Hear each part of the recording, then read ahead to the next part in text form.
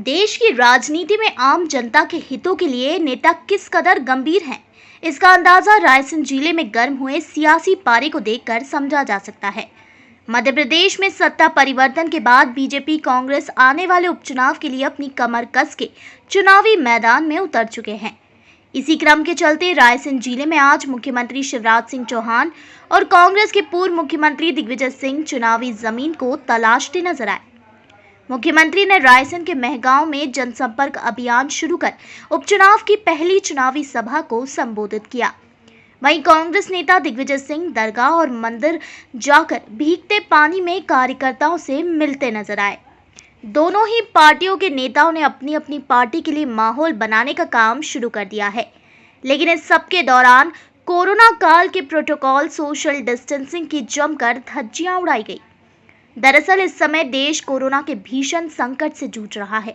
ऐसे में भी दोनों ही पार्टियों के नेता अपनी अपनी राजनीति चमकाने से बाज नहीं आ रहे हैं। इतना ही नहीं, जिस रायसेन जिले में दोनों ही पार्टियों ने राजनीतिक पारा गर्म किया, उसी जिले में आज 2 कोरोना मरीजों की मौत भी हुई है। वहीं जिले में अब तक कुल 85 मरीज कोरोना संक्रमित पाए गए हैं। इस सब के बावजूद जिला प्रशासन की मौजूदगी में बीजेपी कांग्रेस के नेता सोशल डिस्टेंस भूलकर बिना मास्क लगाए भीड़ को इकट्ठा करते नजर आए। रायसेन जिले के सांची विधानसभा क्षेत्र के महगांव में मोदी सरकार के कार्यक्रम जनसंपर्क अभियान के तहत सभा में भाग लेने आए मुख्यमंत्री शिवराज सिंह ने कांग्रेस नेता दिग्विजय सिंह पर जमकर निशाना साधा। उन्होंने कहा कि दिग्विजय सिंह इंटरनेशनल झूठे हैं। जब कमलनाथ सरकार थी तब मैंने उस शराब नीति का विरोध कर बयान दिया था। इस प्रकार राजनीति में किसी के बयान को काट छाट कर प्रस्तुत करना 420 की है। किसी नेता इससे बड़ा अपराध क्या होगा जो जनता के सामने किसी के बयान को गलत तरीके से पेश करे। इसीलिए बीजेपी ने उनकी शिकायत की है। दूसरे कार्यकाल का पहला साल प्रारंभ हुआ है। भारतीय जनता पार्टी ने पूरे देश में अभियान हाथ में लिया कि कार्यकर्ता माननीय प्रधानमंत्री जी का पत्र लेकर घर घर जाएंगे। तो आज हम उस घर संपर्क अभियान में आए हुए हैं और घर संपर्क अभियान के बाद फिर यहाँ से विदा होंगे। भारतीय जनता पार्टी की सरकार बनी, हमने नहीं गिराई। कांग्रेस के जो मित्र थे ज्योतिरादित्य जी के नेतृत्व में, जब उनको लगा कि विकास के काम नहीं हो रहे, किसानों को धोखा दिया गया है, गरीबों को धोखा दिया गया है, माता बहनों को धोखा दिया गया है, चारों तरफ भ्रष्टाचार का बोलबाला है और वल्लभ भवन दलालों का अड्डा बना दिया गया है, तब उनने तय किया कि अब हमको इस सरकार में नहीं रहना। उनने तय किया, जिसमें डॉक्टर प्रभुराम चौधरी भी हैं, उन्होंने अपना मंत्री पद छोड़ा और मंत्री पद छोड़ के उन्होंने ये सरकार ना रह जाए, विकास के लिए उन्होंने अभी स्पष्ट किया और लोगों के कल्याण के लिए। और ऐसे 22 लोगों ने जब मंत्री पद छोड़ा, तब फिर जब हम लोगों ने विचार किया, तब फिर ये तय किया कि अब भारतीय जनता पार्टी को सरकार बनानी चाहिए। तो सरकार भारतीय जनता पार्टी ने बनाई है मध्य प्रदेश के विकास और कल्याण के लिए। लेकिन जिन लोगों ने अपना पद छोड़ा है, पार्टी पूरा विचार करेगी।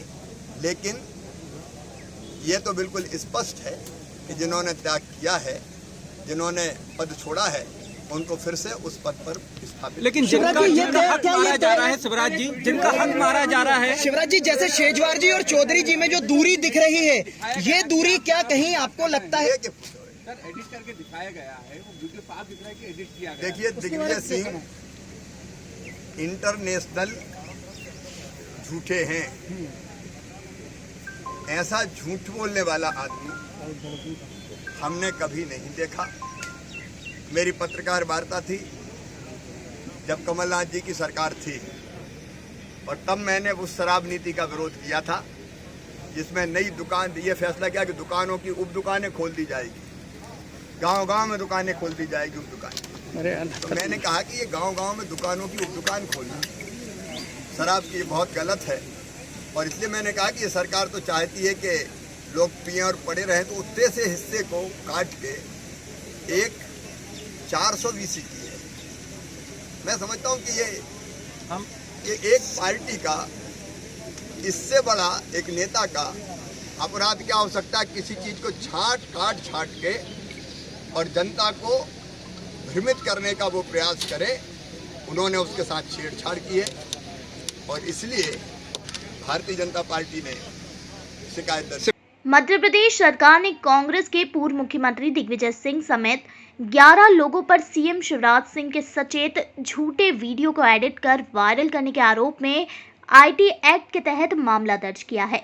इस घटना के जवाब में पूर्व मुख्यमंत्री दिग्विजय सिंह ने कहा कि कमलनाथ सरकार के समय मैंने बुदनी विधानसभा क्षेत्र के आदिवासियों के साथ चिटफंड के नाम पर हुए घोटाले को लेकर मुख्यमंत्री शिवराज सिंह चौहान को चिट्ठी लिखी थी।